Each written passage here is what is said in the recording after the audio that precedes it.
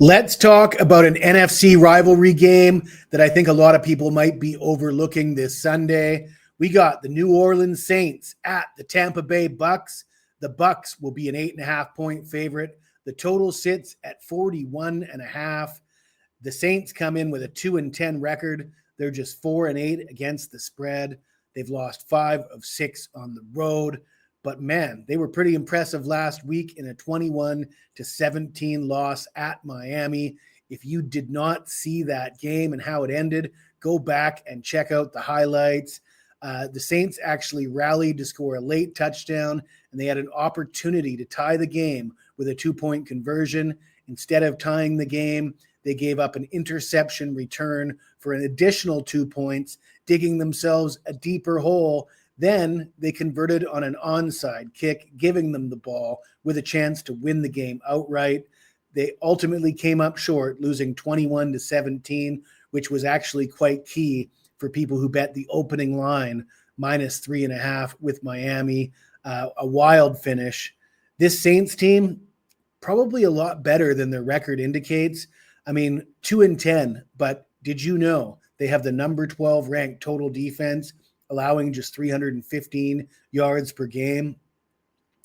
The Bucs have the number 22 ranked total defense, allowing 345 yards per game. So a wide gap in the two defenses, at least in yards per game. Now, the quarterback play for New Orleans has not been stellar this year. Spencer Rattler, let's be honest, he's a bit of a bum. I've never liked Spencer Rattler, and I didn't expect much from Tyler Shugg, to be fair. Former Texas Tech and Oregon quarterback, didn't have a fantastic college career, not good enough for you to expect him to thrive in the NFL, but he's been significantly better than his predecessor. In his last 3 starts, 4 touchdowns, 2 picks, he's averaged 255 yards per game and almost 70% completion percentage. So this New Orleans team, let's face it, this is probably their Super Bowl, a rivalry game against Tampa Bay. They're getting a bunch of points. They have been competitive lately. I know the ATS record and their straight-up record doesn't indicate it, but I actually think they can compete in this game. We're going to talk about the Tampa Bay Bucs, but before we do, let me tell you about a promotion we have this weekend at Picks and Parlays. And this weekend is the weekend you want to jump on board if you haven't already. The Weekend Warrior will give you all my college football plays on Saturday, all my NFL on Sunday. We'll even throw in Monday Night Football, all for just $49. And why this weekend? Well, it might be the last weekend you can take advantage of this offer because it is conference championship weekend in college football. And I'm not sure if we're going to offer this for the bowl season. I've got a 5% play on the SEC championship game on Saturday. I've got a 4% play on the Big Ten championship game also on Saturday. And I absolutely love the angles I'm using for both these games. I think my analysis is bang on, and I really encourage everybody to read that. Before you can do that, though, you have to sign up for that Weekend Warrior to get those picks. But I'm telling you right now, you won't be disappointed. As always, there's no purchase necessary. You're more than welcome to tune in just for the free picks. I do ask that you take the time to smash that like button. And if you've got anything to say to me about this game, any other NFL game on Sunday, or any college football game, hit me up in the comments below. I love hearing from the viewers. I get a lot of feedback, mostly positive. I will say 90% of the comments are positive, but don't hold back. I don't mind criticism either. Let's have a look at what they were saying this week. Jay Gatto says, I followed because of the picks. I stayed because of the eyebrows. Well, glad you like the eyebrows, Jay. You're more than welcome to hang out. The important thing is you're here. If you're here for the eyebrows, I don't know, do I remind you of Eugene Levy? You like that? All right, let's see what else they're saying. I guess you don't look at the weather in New Orleans. Good luck passing in the rain. This guy's commenting on my pick for North Texas, Tulane. It's at Tulane, and the weather report is calling for periods of rain. And, I mean, this guy brings up a good point. I did not mention the weather in my analysis.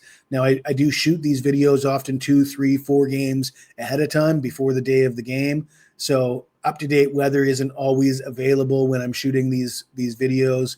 And I told this guy, I said, often rain is overrated as far as its effect on the passing game, especially if it's light rain. I mean, if it's really pouring down like torrential downpour, yes, it's going to slow down the passing game.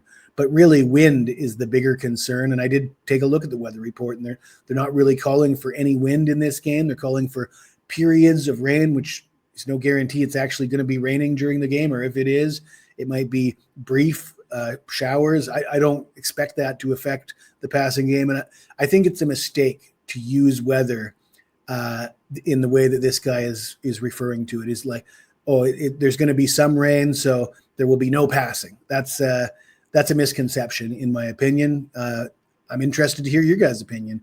Hit me up in the comments. Let me know. Do you think that rain is absolutely devastating to the passing game? And does it matter if it's light rain or torrential downpour? I'm interested to hear. But before we talk about that, or after we've already talked about that, let's talk about the Tampa Bay Bucs.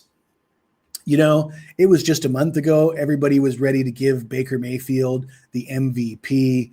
The Bucs were rolling. They were banged up. They were missing most of the receiving core, and Baker just kept on getting them the wins.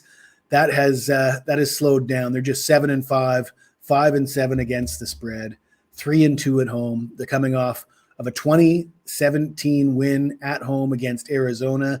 They failed to cover. They've failed to cover in 5 of their last 6 games overall. And I checked the injury report. They appear to be pretty healthy. Baker Mayfield is not listed on the injury report, but we know that he's got a sprained AC joint in his shoulder. We know he's dealing with pain. If you look at how he played against this New Orleans defense in the previous meeting, he threw for 152 yards, 0 touchdowns, 0 picks on 15 of 24 passing at New Orleans.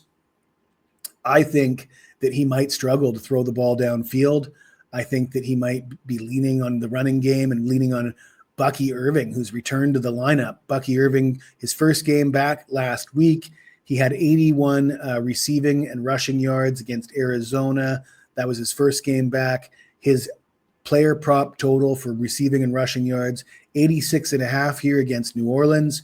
He's averaging well over 100 combined receiving and rushing yards for this season. I think Bucky Irving is going to be due for a big game.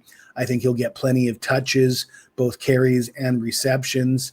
And like I said, with the injury to Baker Mayfield, his shoulder, I don't think he wants to be throwing those long bombs. I think he wants the short little dishes to his running back and handoffs to Bucky Irving, who is probably their most dangerous weapon on offense, with Mike Evans out of the lineup. And I really like Bucky Irving.